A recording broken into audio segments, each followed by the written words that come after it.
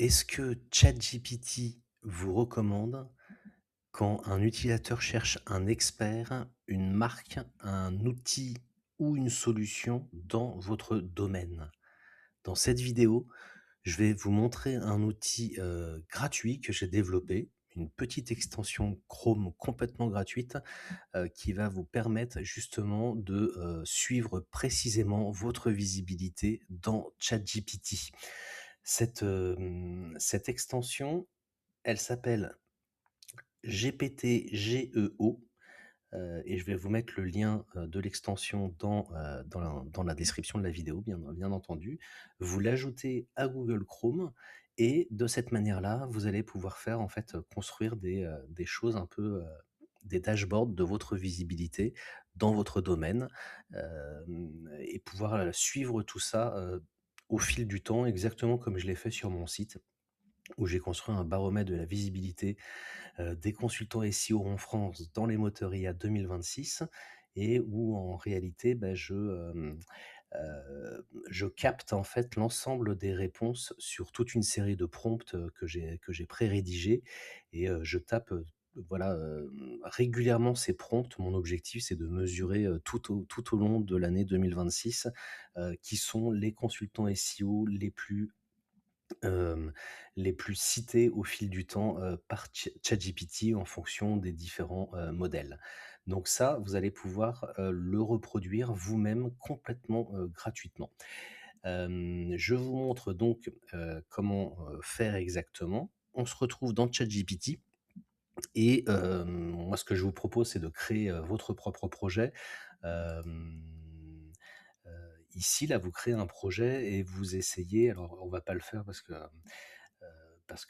voilà, mais dans les paramètres du projet que vous allez créer, vous faites, project only pour essayer d'avoir l'environnement le plus neutre possible et qui soit pas, infesté infesté, c'est pas le bon terme, mais, pollué par, votre historique de recherche. Le but du jeu, ça serait que le moteur, le LLM soit le moins biaisé possible par qui vous êtes et par votre historique, même si, c'est pas vraiment possible parce que le moteur, à partir du moment où vous l'utilisez, la plateforme, à partir du moment où vous l'utilisez, elle sait, globalement qui vous êtes, ne serait-ce que parce qu'elle a accès, même en mode, heu sans historique, elle a accès à votre compte, donc elle a quand même deux trois éléments sur vous, ce qui peut biaiser sa réponse et puis en plus de ça, elle sait où, sont tapés les prompts, dans quelle région sont tapés les prompts, ce qui, doit avoir tendance à influencer ses réponses, quoi qu'il arrive. En tout cas, vous, tapez donc, vous créez un petit projet, que vous essayez de créer l'environnement dans ChatGPT le plus neutre possible et vous allez, là, mon extension, elle est là, on l'a téléchargée, on l'ouvre et en fait, ce qui se passe, c'est qu'on, copie un en fait, on a la possibilité, voilà, d'enregistrer dans l'extension un lien Google Sheet. Le Google Sheet, il doit absolument heu, être partagé, en mode, écriture. En l'occurrence, moi, j'ai déjà créé mon Google Sheet, donc j'y retourne comme ceci. Mon Google Sheet, je l'ai enregistré et en fait, alors vous avez juste à créer un Google Sheet, vous n'avez rien à faire d'autre parce que c'est l'extension qui va se charger de créer les colonnes, et les onglets qui vont bien et elle va télécharger, l'extension quand il y en a déjà des prompts, tous les prompts qui se trouvent dans le Google Sheet que vous avez lié à l'extension et de cette manière-là, moi j'ai donc, 9 prompts, différents. Dans ces, cas-là, vous avez juste à taper inject. On voit que l'extension vient d'injecter le fameux prompt qui se trouve dans l'extension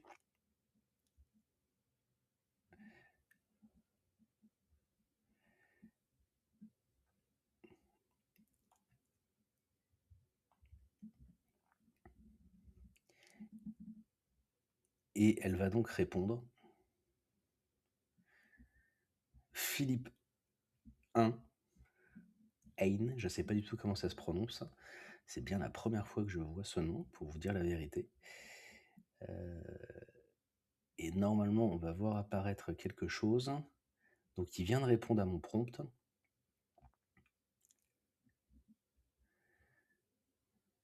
Et captured. Ok, ça c'est le signal que le prompt, que la réponse du prompt, le prompt plus la réponse et tout ce qu'il y a sous le capot de la réponse, ça a bien été enregistré par mon extension dans le Google Sheet qui vient d'être lié.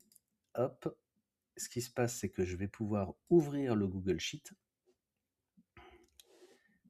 Et le Google Sheet, eh bien, il contient toute une série de colonnes avec la date exacte du prompt, l'utilisateur qui a utilisé, qui a tapé le prompt, le compte, hein, enfin l'adresse mail du compte utilisateur, le prompt en question, la réponse brute, le modèle utilisé, la région, hein, comme je vous l'ai dit, moi je suis en Île-de-France, effectivement, le pays de l'utilisateur, la France, les fameuses fan-out qui sont toutes enregistrées ici, les URL qui ont été récupérées pour que le modèle fournisse sa réponse, les URL qui ont été citées, c'est-à-dire les URL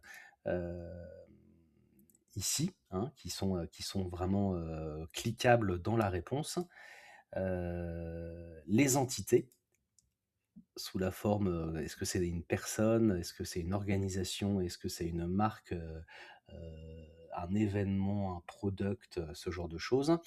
Et la chaîne de pensée éventuellement, du modèle pour fournir la réponse, en tout cas la chaîne de pensée qui est visible et puis, l'ID de la conversation.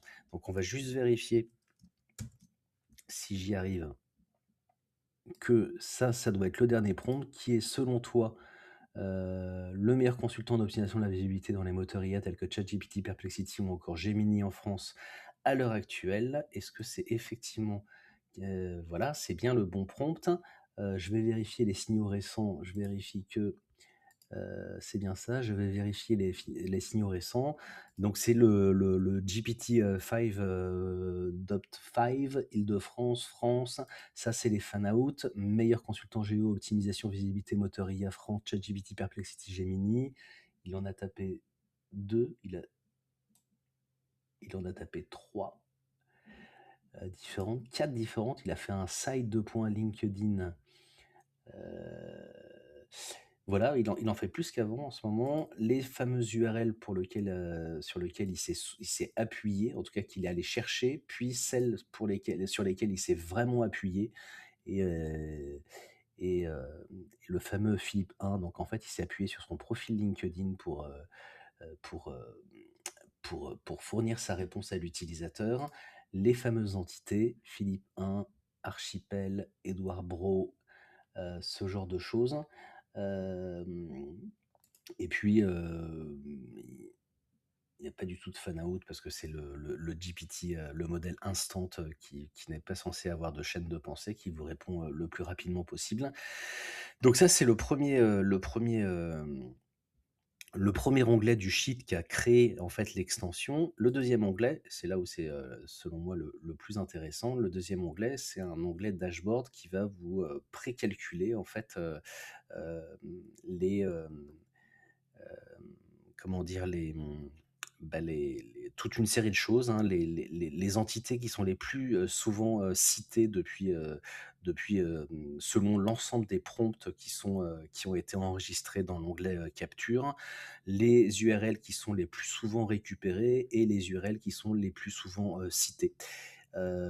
Et je ne crois pas vous mentir en vous disant que, en fait, ici, alors ce qui est bien avec un Google Sheet, c'est que après, on peut traiter la donnée comme on veut, mais je peux soit choisir de filtrer en fonction de l'ensemble des prompts, soit filtrer en fonction des prompts qui sont disponibles en fait dans l'onglet capture à la colonne C, je crois. Et comme ça, vous pouvez suivre au fil du temps et vous pourriez, construire d'autres, dashboards, hein, justement en fonction de la date pour avoir un graphique un peu linéaire au fil du temps, pour mesurer votre visibilité et comparer à celle de vos concurrents dans ChatGPT au fil du temps ce genre de choses. Et pourquoi je me suis, embêté, à construire, cette, extension Chrome, et pourquoi l'usage d'un Google Sheet? Et ben, en fait, comme je vous le disais, le problème avec ces plateformes conversationnelles, c'est que, c'est chouette parce que c'est l'usage réel des utilisateurs qui utilisent, dans leur quotidien une plateforme conversationnelle plutôt qu'une API. Donc moi, je trouve ça, après c'est mon avis personnel, mais moi je trouve ça mieux de mesurer, sa visibilité dans son, secteur d'activité via la plateforme elle-même que via, une API. Pour autant, l'expérience quand on tape les prompts soi-même, l'expérience, elle est de toute façon, quoi qu'il arrive, elle est biaisée, comme je vous l'ai dit, parce que, même quand vous essayez d'avoir l'environnement le plus neutre possible, le modèle sait où vous êtes, ce qui peut influencer, la réponse d'une manière ou d'une autre, et sait que et a quand même accès à quelques informations sur votre compte. Le fait d'avoir un Google Sheet, partagé, et d'avoir une extension, qui enregistre le Google Sheet pour stocker les réponses du modèle dans un Google Sheet partagé, fait que, pour moi, le cas d'usage, c'est que vous êtes une équipe. Dans l'idéal, vous êtes une équipe, de plusieurs personnes réparties parce que vous faites du télétravail un peu partout en France, et en fait, vous téléchargez l'extension et vous, partagez le même Google Sheet, et donc vous allez stocker d'où vous êtes toutes les réponses de ChatGPT exactement au même endroit. 5 utilisateurs différents qui téléchargent l'extension et qui, copient l'URL du Google Sheet partagé dans l'extension, vont tous stocker, où qu'ils soient, les réponses du modèle au même endroit, dans le Google Sheet. De cette manière-là, eh bah, en fait, vous pourriez mesurer avec les mêmes prompts, hem, d'une manière, selon moi, beaucoup plus, pertinente et précise, votre visibilité en fonction des mêmes prompts, où que vous soyez et quel que soit le modèle utilisé et quel que soit, le compte utilisé, le compte utilisateur utilisé. Selon moi, ah bah, au bout d'un certain temps, on commence à avoir des statistiques qui sont plus fiables que si c'est un seul compte qui tape les mêmes prompts, voilà, et qui sont aussi plus fiables, selon moi, que si, et ben, vous utilisez une API pour le faire, parce que vous n'auriez pas l'ensemble, vous n'auriez pas le la vraie expérience, vous ne reproduisez pas la vraie expérience des vrais utilisateurs, via une API. À mon avis, l'expérience, selon moi, elle est vraiment dégradée, c'est pas la bonne expérience par rapport à l'expérience, réelle des utilisateurs sur la plateforme en elle-même. Donc, comme je vous l'ai dit, de cette manière-là, vous pouvez, stocker au même endroit, toute une équipe pourrait utiliser la même extension avec le même Google Sheet pour stocker au même endroit dans un Google Sheet les prompts qu'ils tapent, dans, ChatGPT. Voilà à peu près ce que je voulais vous dire. Donc je vous mets effectivement la description pardon, le lien vers l'extension Chrome complètement gratuite qui permet de mesurer votre visibilité dans ChatGPT dans la description de cette vidéo. Et puis, bah, je vous donne rendez-vous à très bientôt pour une nouvelle vidéo, et surtout n'oubliez pas de vous abonner, et je vous dis à très bientôt. Ciao, ciao.